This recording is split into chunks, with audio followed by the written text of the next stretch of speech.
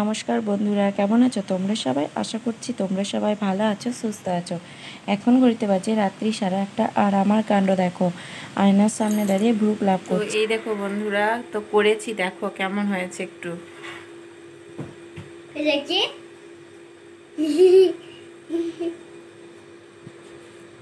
তুমি করবে ভ্রু প্লাক? ভ্রু প্লাক করবে? করো করো, করে দিই। তো কি বলো তো বন্ধুরা, আমি তেমন একটা পারি না, আবার পার্লারে গিয়ে করতে না আমার প্রচণ্ড লাগে আর প্রচণ্ড ভয় করে। ওই জন্য আমি বাড়িতে যেটুকু পারি ব্লেড দিয়ে করি। আর আমার ভুরুটা না খুব চওড়া, তো দেখতে খারাপ লাগে, ওই জন্য যেটুকু পারলাম সামান্য একটু করলাম। আর তোর দোকানে কি করো? আমি দি দাও ভালো করে গলে গলে।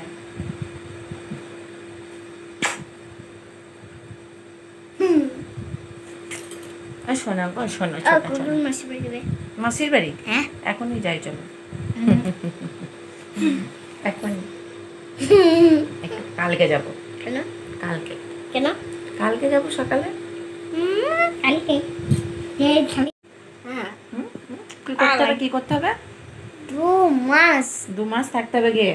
হ্যাঁ। কেন 2 দিন থাকলে হবে না? না, আর 2 মাস থাকতে হবে। আমি তো কালকে যাব, কালকেই বাড়ি চলে আসবো। না, হবে না। হবে না? না। কদিন থাকতে হবে তাহলে? 3 মাস। তাহলে স্কুল কামাই হবে না? স্কুল তো কামাই হবে। তাহলে মাস্টারে তো বকবে। সে যাবই নি স্কুল, আমি স্কুল যাবেই না? না। কেন যাব না? পড়া না করলে কি করে বড় হবে? আমি অন্য স্কুলে পড়বো। অন্য স্কুলে পড়বে? হ্যাঁ। পড়া না করলে তো বড় হতে পারবে না। শুভ সকাল আমার প্রিয় বন্ধুরা। তো আজ হচ্ছে পরের দিন সকালবেলা, আর এখানে দেখো অর্ক আর ওর বাবা দেখো বসে বসে দুধের সর দিয়ে মুড়ি খাচ্ছে। আর বিড়ালগুলো এসে কেমন উৎপাত করছে দেখো, 3টে ছানা মা তো সবাইকেই দিয়ে দিয়েছে। তো অর্ক তো পালিয়ে এলো আমার কাছে, ওই জন্য তোমাদের দাদাভাই আবার খেয়ে নিচ্ছে। আর ওদিকে ওর ঠাকুমা বলছে 2টো লাঠি দাও তো উনানের মধ্যে দেবো, ওই জন্য দেখো অর্ক একটা একটা করে দিয়ে যাচ্ছে। আর দেখো সকাল থেকে কেমন হাওয়া দিচ্ছে। আর ওদিকে মাকে দেখো ধান সিদ্ধ করছে। আর যেহেতু ঝড় উঠেছে হালকা হালকা, ওই জন্য ধানগুলো ওড়ানো হয়ে গেছিলো, ওই ধানগুলোকে এখন ভরে দিচ্ছে বস্তার মধ্যে। তো তারপর দেখো বন্ধুরা, সকালের কাজকর্ম সেরে রেডি হয়ে আমরা বেরিয়ে পড়েছি। তো আমি যাচ্ছি দিদির বাড়ি, তো দিদিদের ওখানে পুজো রয়েছে। তো মা যেহেতু ধান সিদ্ধ করছিলো, তার জন্য সকালের কাজকর্ম করে আর কি স্নান করে বেরোতে অনেকটাই দেরি হয়ে গেল। এখন ঘড়িতে বাজে 9:30 মতো। আর কাণ্ড দেখো, মিষ্টিটা এমনভাবে দিয়েছে ঝোল পড়ছে, বৃষ্টির ঝোল আমার আর কি জামা কাপড়ের মধ্যে, ওই জন্য প্যাকেটটা ঠিক করলাম। আর এখানে অর্ককে দেখো মিষ্টির দোকান থেকে আর কি একটা মন্ডা দিয়েছিল, তো আমাদের চেনা জানা দোকান, তো ওটাকেও এখনও খাচ্ছে, কারণ সকালেও কিছুই খায়নি। সকাল থেকে লেগেছে মাসির বাড়ি চলো মাসির বাড়ি চলো, ওই জন্য বেরিয়েও পড়েছি। আর এদিকে দেখো মাঠে গরু ছাগল ভেড়া এগুলো সব চড়ছে। তো ধান কেটে নেওয়ার পর মাঠগুলো ফাঁকাই পড়ে রয়েছে, তো কচি কচি যে ঘাসগুলো বেরিয়েছে সেই ঘাসগুলো এখন গরু ছাগলে খাচ্ছে। দেখো পুরো মাঠ ফাঁকা। আর দেখো টোটোতে এত হাওয়া, আমার চুল একদম পুরো এদিক ওদিক হয়ে যাচ্ছে। আর অর্ক কেমন বসে আছে দেখো। তো অর্কর একটু ঠান্ডা ঠান্ডাও লেগেছে। আর অর্ক টোটোতে যেতে গাড়িতে যেতে প্রচণ্ড ভালোবাসে, কারণ ও বাইরে বেরোতে খুবই ভালোবাসে। তো দেখো কেমন বসে আছে, খুব মজা নিচ্ছে। তো ফাইনালি দেখো বন্ধুরা, আমরা পৌঁছে গেছি। তো আমাদের বাড়ি থেকে দিদিদের ঘর যেহেতু খুব কাছেই, তো তোমাদের দাদাভাই বিকেলে আসবে, তার জন্য বললাম যে আমাকে সকালে টোটো করে দাও, আমি টোটোতে চলে যাচ্ছি, তারপর তুমি তো বিকেলে যাবে।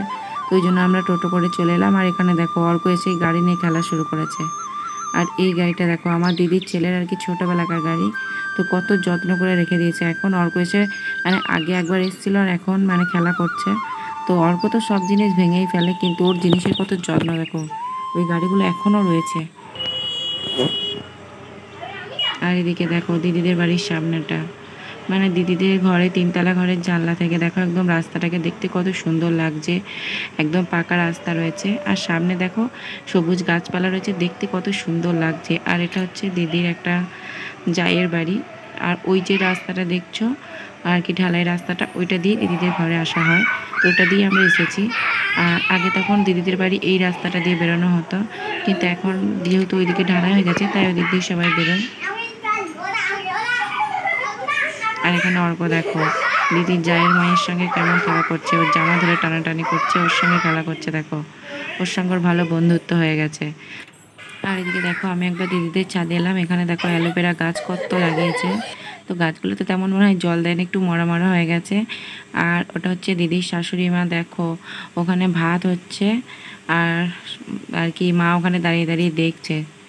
ভাতটা একবার নেড়ে দিচ্ছে, গ্যাসে ভাত হচ্ছে। এখানে দিদিকে দেখো, দিদি স্নান করে এলো, স্নান করে গামলাটা নিয়ে যাচ্ছে ভাতটা ছেঁকে তুলবে তার জন্য। তো ছাদে থেকে নিয়েছি, ভিউটা কত সুন্দর লাগছে দেখো, দারুণ লাগছে কিন্তু দেখতে সবাইকে। আর গাছপালাগুলোকে দেখো কি দারুণ লাগছে। তো দিদিদের বাড়িতে প্রচুর গাছপালা রয়েছে, প্রচুর গাছপালা একদম বাড়ির উঠানে, মানে দিদির শাশুড়ি প্রত্যেকটা গাছই মনে হয় বাড়িতে লাগিয়ে ফেলেছে। এদিকে দেখো পেঁপে গাছ, কামরাঙা গাছ, কাঁঠাল গাছ, বাড়ির সামনে গলিটাতেও দেখো কত গাছ। আর দিদিদের বাড়ির চারপাশে যেহেতু মাঠ রয়েছে, আর এই বাড়িটাকে দেখো কত সুন্দর লাগছে, কালার করেছে, আমার তো খুব সুন্দর লাগছে। দেখো দিদিদের বাড়ির সামনেটা একদম পুরো মাঠ, একদম দিদিদের বাড়ির সামনেই মাঠ রয়েছে, একদম ফাঁকা মাঠ। এখানে দেখো দিদিদের জলের ট্যাঙ্কিটা রয়েছে। তো এই পাশটাতেও দেখো পুরো মাঠ, আর এখানে একটা বাড়ি রয়েছে। এই দেখো দিদিদের বাড়ির এই সাইডটাতে একটা বাড়ি রয়েছে, আর এই দেখো ফাঁকা মাঠ। আর এই দেখো এটা হচ্ছে দিদিদের বাড়ির এক পাশ করে, এখানে কলা গাছ, আম গাছ, কাঁঠাল গাছ। আর এই পাশে ঘরটাও করা হয়েছে, এখানে দিদির দেওর আর কি টিউশন পড়ায়। এই দেখো এই পাশেও দেখো চারিদিকে এখানে শুধু নারকেল গাছ, এই পাশটাতে শুধু নারকেল গাছ। আর এদিকে দেখো দুটো টাওয়ার বসেছে, একটা জিওর আর একটা এয়ারটেল, একদম কাছাকাছি বসেছে। এগুলো কিন্তু দিদিদের জায়গায় বসেনি, এগুলো লোকেদের জায়গাতে বসানো হয়েছে দেখো। আর টাওয়ারগুলো দেখো কত লম্বা, বাবরে আমার তো দেখেই মাথা ঘুরছে একদম। এই দেখো ওখানে একটা মন্দির রয়েছে, এই দেখো সরস্বতী পুজো হয় আর মনে হয় মনসা পুজো হয় যতদূর সম্ভব। আর এদিকে দেখো বাস যাচ্ছে। তো আমি যখন ছোটোবেলায় আসতাম না, দিদিদের তখন দুতলা বাড়ি হয়নি, একতলা বাড়ি ছিল।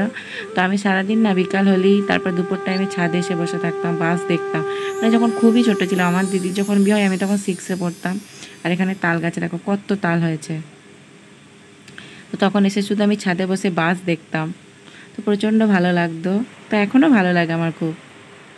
আর এখন বাজে ঘড়িতে বিকেল 4টের মতো। দেখো আমি একটু চুলটা আজরে একটু রেডি হয়েছি, আর যেহেতু প্রচণ্ড গরম করছে তাই নাইটি পরে নিয়েছি। তো তার উপর একটা হাউস কোট পরে নিয়েছি, দেখো একদম সিম্পলভাবে সাজ। এখানে অর্ক আর ওর মেসো ঘুমাচ্ছে। তো অর্ক জেগেছিল অনেকক্ষণ, তো প্রচণ্ড বদমাইশ করছিল, ওই জন্য ঘুম পাড়িয়ে দিয়েছি। তো তারপর দেখো এখানে দিদিদের বাড়ির সামনে, এটা ধর্মরাজ পুজোতে এসেছি আমরা। তো ওদের এখানে মানে বিকালবেলাতে আর কি ভাড়াল নাচ হয়। তো দেখো বাড়ির দুয়ারে এসেছে ভাড়াল নাচ করতে, কত ভক্ত হয়েছে দেখো, ছোট বড় কত ভক্ত হয়েছে দেখো, প্রচুর ভক্ত। আর এখানে রাঁধুনি কাকুকে দেখো, দিদিদের যেহেতু সন্ধ্যাবেলাতেই মাংসটা হয়, ওই জন্য দিদিদের রাঁধুনি রয়েছে, রাঁধুনি কাকু এখন বিকালবেলাতে আর কি সবজি কেটে নিচ্ছে। আর এখন বাজে মোটামুটি 5:30-6টা বাজবে, আর ওইখানে কত ভিড় হয়েছে দেখো। তো আমি এসে একবার শুয়েছিলাম অর্কর পাশে, তো ঘুম থেকে উঠে জানলাটা খুলে দেখি দেখো কত লোক দাঁড়িয়ে আছে। তারপর দেখি ওখানে আর কি মাংস কাটাকুটি হচ্ছে, তো সবাই নেবে, তো অনেকগুলো খাসি কাটা হয়েছে। তো দেখো প্রচুর লোক জমা হয়েছে, কত লোক জমা হয়েছে দেখো। আর এদিকে দেখো দিদিদের বাড়ির সামনেও দেখো, মানে দিদির খুতুতো যেতেতো দেওর যারা রয়েছে ওদের খাসি কাটা হচ্ছে। এইদিকে দিদিদেরও কাটা হয়েছিল, দিদিদের কাটাকুটি হয়ে গেছে, আর ওখানে ওরা কাটাকুটি করছে। তো আমি এইগুলো একদম দেখতে পাই না, আমি তো যেহেতু খাসির মাংস তেমন একটা পছন্দ করি না। আর এদিকে দেখো সন্ধ্যাবেলায় তোমাদের দাদাভাই চলে এসেছে, আর দেখো টিফিনে কি খেতে দিয়েছে, এই দেখো হলুদ তরমুজ। তো ফার্স্ট টাইম আমরাও দেখলাম, আর তোমাদের দাদাভাই কেমন খাচ্ছে দেখো। আমাকে বলছে তুমি যখন ক্যামেরা করছো ভালো করে একটু খায়, ভালো করে দেখাও আমি কেমন করে খাচ্ছি। তা আমি ওকে দেখাচ্ছি দেখো। তো তোমাদের দাদাভাই তো আবার খেয়ে দিয়ে বাড়ি চলে যাবে, ও এখনই এলো সন্ধ্যাবেলায়। আর এদিকে দেখো বন্ধুরা, তারপর আমরা একবার আমার মাসির বাড়ি রয়েছে, তো মাসির বাড়ি গিয়েছিলাম, তারপর খাওয়া দাওয়া করে চলে এসেছি। আর অর্কর বাবার সঙ্গে কান্নাকাটি করছিল বাড়ি যাবে, ফোন দেখতে পাচ্ছে না বলে। তো ওকে যা বুঝিয়ে সুঝিয়ে নিয়ে এলাম, এখন অর্ক শুয়ে আছে। তো বন্ধুরা আজকের ভিডিওটা